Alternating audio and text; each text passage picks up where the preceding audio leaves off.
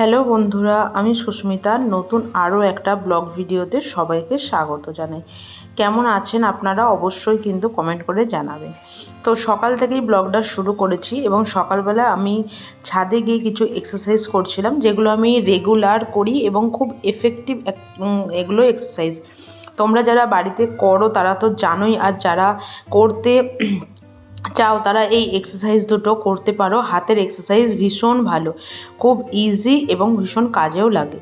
যাই হোক, সকালবেলা এক্সারসাইজ সারার পরে আমি ভাবলাম যে ছাদেই যেহেতু এসেছি, তাহলে ছাদে গাছগুলোতে একটু জল দেওয়া যাক, কারণ এখন ঠান্ডার সময়। সেই কারণের জন্য গাছগুলোতে দুবার জল দিলে না দেখছি গাছগুলো একটু বড় বেশি যেন নেতিয়ে পড়ছে। সেই কারণের জন্য সকালবেলা বা সন্ধ্যাবেলা যে কোনো একটা টাইমে আমি গাছগুলোতে একটু করে জল দিয়ে দিই। তাহলে আর দুবেলা দেবার কোনো প্রয়োজন পড়ে না, একবেলা দিলেই যথেষ্ট। যাই হোক, এর আগের বার যেখানে ছিলাম সেখানে প্রচুর গাঁদা গাছ, আমরা সেখানে মানে এই শীতকালটাতে প্রচুর গাঁদা চারা নিয়ে এসেছিলাম। 5 টাকা 10 টাকা করে নিয়েছিল, কিন্তু এখানে গাছের দামটা না বড্ড বেশি। শুধু যে গোলাপ গাছ বা বাহারি জবা গাছ এইগুলো নয়, গাঁদা গাছগুলোরও প্রায় অনেকটাই দাম বেশি। 3টে গাঁদা চারা প্রায় 100 টাকার কাছাকাছি দাম। সেই কারণের জন্য ওই 3টে আনা হয়েছে এবং বাড়ি থেকে কিছু এনেছিলাম, সেগুলোকেই ডালপালা কেটে কেটে বসিয়েছিলাম। সেগুলোই দেখলাম ভীষণ ভালো, ওই অল্প যেটুকু যা ফুল হচ্ছে সেটাই ভালো। তো সকালবেলা ব্রেকফাস্টের জন্য এখানে আমি চিড়ের পোলাও করবো বলে চিড়ের পোলাওটা এখানে রেডি করে নিচ্ছি। আর এদিকে করে নিচ্ছি বাসনগুলো একটু গুছিয়ে নিচ্ছি, কারণ রাতের বাসনগুলো একটু ঠিকঠাক জায়গায় না গুছিয়ে নিলে না সকালবেলায় আবার যে বাসনগুলো মাজা হয় সেগুলো আবার ওখানে রাখা যায় না। তো যাই হোক, রেন্টের বাড়ি থাকি তো কী হয়েছে, সেই বাড়িটা পরিষ্কার পরিচ্ছন্ন করে রাখার দায়িত্বটাও আমাদেরই। সেই কারণের জন্য বাড়িটাকে একদম ওপরের ওই যে দরজাটা খুললাম দেখলেন, ওটা আমাদের ছাদের সিঁড়ির দরজা। তো ওটা থেকে আরম্ভ করে একদম আজকে যেহেতু দিনটা হচ্ছে শনিবার, এবার শনিবার দিন কি হয়, ব্রেকফাস্টটা একটু হালকা পাতলা কিছু করার চেষ্টা করি, যেটাতে খাটুনি কম হয়।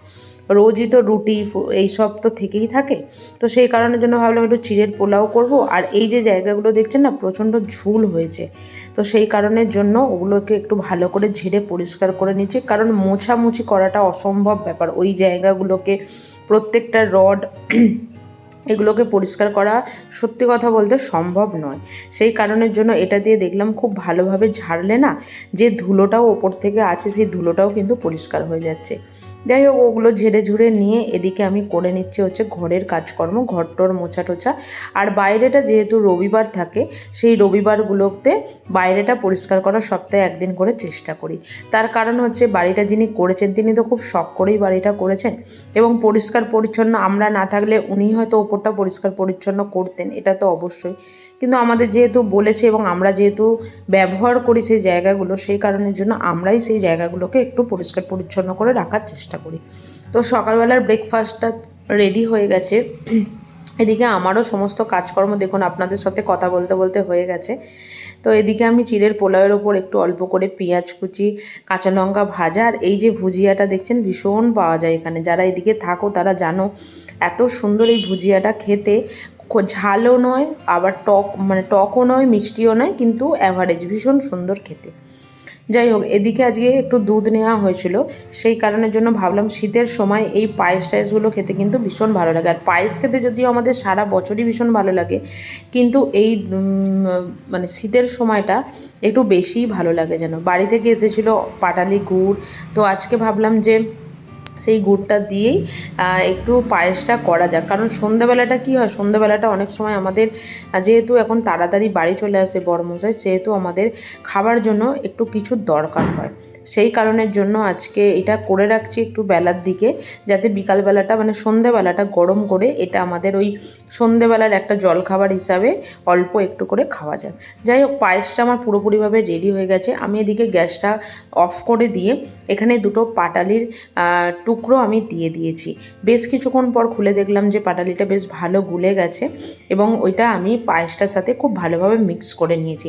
ভীষণ ভালো লাগে এই গুড় দিয়ে পায়েস। কার কার এই গুড় দিয়ে পায়েস খেতে ভীষণ ভালো লাগে অবশ্যই কিন্তু কমেন্ট করে জানিও। এদিকে তো পায়েস রেডি হয়ে গেছে, কিন্তু দুপুরের খাবার তো বানাতে হবে, সেটা না হলে দুপুরটা চলবে কি করে। তো সেই কারণে পায়েসটা রেডি করে নেবার পর আজকে ওই শনিবার বলে নয়, মানে মনে হলো, ফ্রিজে মাছও ছিল না, আর ডিমটাও আমরা ওই স্ন্যাক্স হিসেবেই খেয়ে থাকি সকালে বা হয়তো সন্ধ্যাবেলাতে। সেই কারণের জন্য আজকে করেছিলাম হচ্ছে মুগের ডাল, ফুলকপি আলুর তরকারি এবং গরম গরম বেগুন ভাজা। তো রান্না মোটামুটি আমার এদিকে কমপ্লিট হয়েই গেছে। এদিকে আমি টেবিলটাকে একটুখানি পরিষ্কার করে নিচ্ছি। অনেক দিন ধরে ভাবছি জানেন তো, যে টেবিল ক্লথটা চেঞ্জ করব। একটা টেবিল ক্লথও আনা হয়েছে, কিন্তু সেই টেবিল ক্লথটা দোকানে বলে নিয়ে এসেছিলাম যে রাউন্ড টেবিলের একটা টেবিল ক্লথ দিতে। দোকানে কি বুঝেছে না ইচ্ছাকৃতভাবে ভগবান জানে, ও দিয়েছে হচ্ছে ওই স্কোয়ার টেবিলের। এবার ওটা তো এখানে ঠিকঠাক করে মানাবে না, তাই ঘরে থাকা সত্ত্বেও না ওটাকে কোনো কাজেই লাগাতে পারছি না। তো রান্না বান্না ওদিকে আমার সবই কমপ্লিট হয়ে গেছে। এদিকে শুধু এই ফুলকপি আলুর তরকারিটা হয়ে গেলেই রেডি হয়ে যাবে। ওদিকে বরমশাইও মোটামুটি খেতে চলেই এসেছে। তো গরম গরম এই শীতের দিনে ভাত তরকারি কি ভালো লাগে বলুন। আর ওই সকালবেলা করে রাখলে তারপর সেটাকে গরম করার পরে না যেন মনে হয় যে সেই রান্নাটা যেন একটা মানে টেস্টটাই যেন মনে হয় যে একটু অসুবিধা। কিন্তু যাদের কোনো উপায় নেই তাদের তো করতেই হয়। আমরা যারা হাউসওয়াইফ বাড়িতেই থাকি তাদের জন্য হয়তো সময়টা একটু হলেও থাকে, যদিও জানি সবারই কাজ থাকে, কিন্তু তবুও সকালের দিকে অন্যান্য কাজগুলো সেরে নিলে এই শীতের দিনে এই দুপুরবেলা গরম গরম ভাত রান্না করা, ডাল রান্না করা খেতেও কিন্তু ভীষণ ভালো লাগে। তো এদিকে আমার একটা পার্সেল আজকে যাবার ছিল, একটা শাড়ি, একটা কুর্তি আর একটা জুয়েলারি।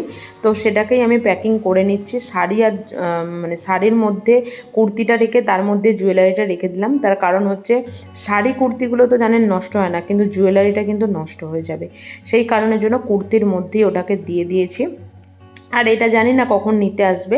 আমি এখানে আপাতত আমার কাজ সেরে প্যাকিংটা তো করে রাখি, তা না হলে আর কী করে হবে বলুন।